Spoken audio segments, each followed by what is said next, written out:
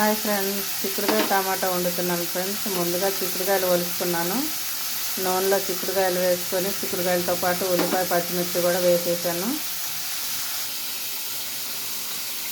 ఉల్లిపాయ ముక్కలు కూడా కడిగేసుకున్నాను ఫ్రెండ్స్. ఎందుకంటే కొంచెం ఇప్పుడు వచ్చే ఉల్లిపాయలు ఎండకి ఎండకుండా స్టోరేజ్లో ఉంచుతున్నారు కాబట్టి కాటికాయలాగా అయిపోతున్నాయి ఫ్రెండ్స్.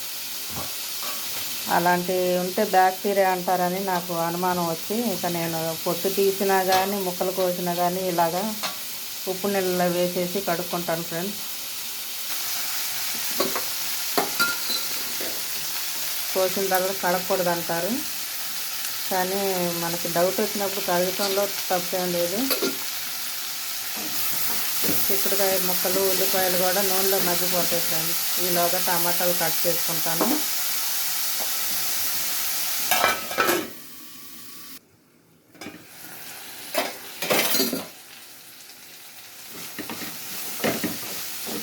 సిమ్లో పెట్టాను ఫ్రెండ్స్, అందుకే కొంచెం లేట్ అయ్యిద్ది. నిదానంగా అయినా సరే కమ్మగా ఉండాలంటే కొంచెం టైం తీసుకుంటుంది ఫ్రెండ్స్. కొంచెం అల్లం వెల్లుల్లి పేస్ట్ వేసాను. ఈ చిక్కుడుకాయలు చెట్టి ఫ్రెండ్స్, చెట్టుకాయలు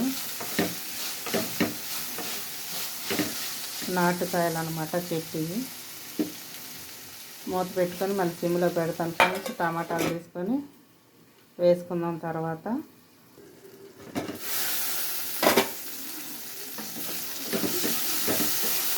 అయిపోయింది ఫ్రెండ్స్. కొంచెం పసుపు వేసుకుందాం.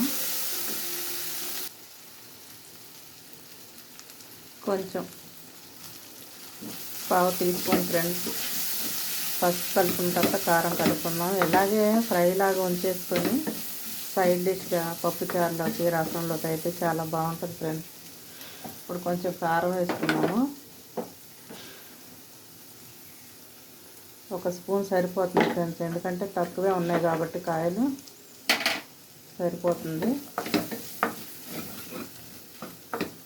కలుపుకొని ఇప్పుడు టమాటా ముక్కలు వేసేద్దాం ఫ్రెండ్స్.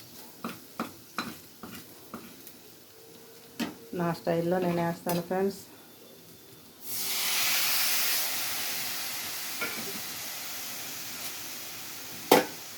టమాటాకి సరిపడా 2 పలుకులు ఉప్పు వేసుకుందాం మెత్తపడటానికి. మూత పెట్టేసుకుందాం ఫ్రెండ్స్. చెట్టుకి చాలా కాయలు ఎండిపోయినాయి ఫ్రెండ్స్. నాటు చిక్కుళ్ళు ఇవే, అసలు మార్కెట్లో ఈ చిక్కుళ్ళు రావట్లేదు ఫ్రెండ్స్. ఇళ్ళల్లో పెంచుకోవటం తప్ప మార్కెట్లోకి ప్రతిదీ హైబ్రిడ్యే. ఇది అసలైన చిక్కుడుకాయ. ఇలాగ చెట్టు నిండా కాయలు ఉన్నప్పుడు పారేయకుండా ఫ్రెండ్స్ నేను ఒక సలహా ఇస్తాను. ఇవన్నీ ఒలుచుకొని శుభ్రంగా బఠానీలాగా ఒలుచుకొని ఒక ప్లేట్లో వేసి ఎండలో పెట్టామంటే బఠానీ ఎలాగైతే ఎండుతాయి అలా ఎండుతాయి. తర్వాత వీటిని నానబెట్టుకొని మనం గుగ్గిళ్ళలాగా తాలింపు వేసుకోవచ్చు. మళ్ళీ చిక్కుడుకాయ పిక్కల కూరలాగా వండుకోవచ్చు ఫ్రెండ్స్. తెలియని వాళ్ళకి చెప్తున్నాను, తెలిసిన వాళ్ళు అయితే పర్వాలేదు. చాలా ఉన్నాయి చెట్లకి, మొత్తం తీసే టైం లేదంట. అందుకని కొంచెం నేను చెట్లు పెట్టుకోవటానికి నేను కొద్దిగా అయితే ఇది పక్కన పెట్టాను. ఇన్ని చెట్లు ఎక్కడ పెడతాం ఫ్రెండ్స్, స్థలాలు ఎక్కడ ఉంటున్నాయి ఇప్పుడు.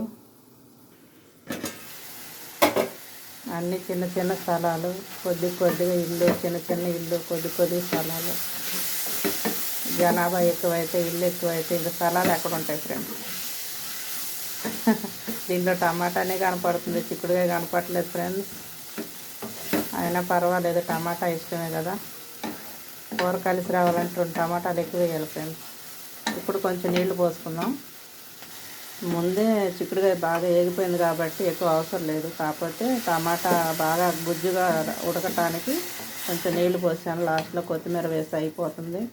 సింపుల్గా అయ్యే కూర, రుచిగా ఉండే కూర. చిక్కుడుకాయ కూర అంటే ఇష్టం లేని వాళ్ళు ఎవరు ఉండరు ఫ్రెండ్స్. సంవత్సరానికి ఒకసారే కదా నాటు చిక్కుళ్ళు వచ్చేది. ఉగాదికి మళ్ళీ అన్ని చెట్లని కోసేస్తారు ఫ్రెండ్స్. మళ్ళీ ఉంచరు, మళ్ళీ వచ్చి సంవత్సరం వేసుకుంటారు. మూత పెట్టుకొని ఉడికిస్తాను ఫ్రెండ్స్. లాస్ట్లో కొత్తిమీర వేసి ఆపేస్తాను.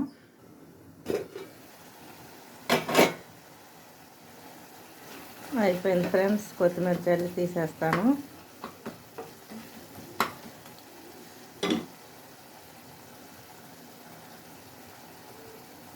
అంతే ఫ్రెండ్స్, సింపుల్గా చేసుకోవచ్చు, టేస్ట్గా తినవచ్చు ఫ్రెండ్స్. నేను చేసేది ఇలాగా, మీరు ఎలా చేస్తారో తెలియదు. కొంచెం అల్లం వెల్లుల్లి పేస్ట్ ఎందుకు వేసానంటే చిక్కుడుకాయ, బంగాళదుంప, క్యాలీఫ్లవర్, క్యాబేజీ ఇవన్నీ వాత వస్తువులు ఫ్రెండ్స్. ఈ వాతానికి సంబంధించినవి. వీటిల్లో మనం అల్లం వెల్లుల్లిపాయ వేయటం వల్ల వాతం అనేది కొట్టేసిద్ది ఫ్రెండ్స్. ఆరోగ్యానికి మంచిది, స్మెల్ కూడా బాగుంటుంది. ఆపేస్తున్నాను ఫ్రెండ్స్. నా వంట అయిపోయింది, అన్నం అయితే ఉడికిపోయింది ఫ్రెండ్స్. లైక్ చేయండి, షేర్ చేయండి. నాటు చిక్కుళ్ళు టమాటా కర్రీ.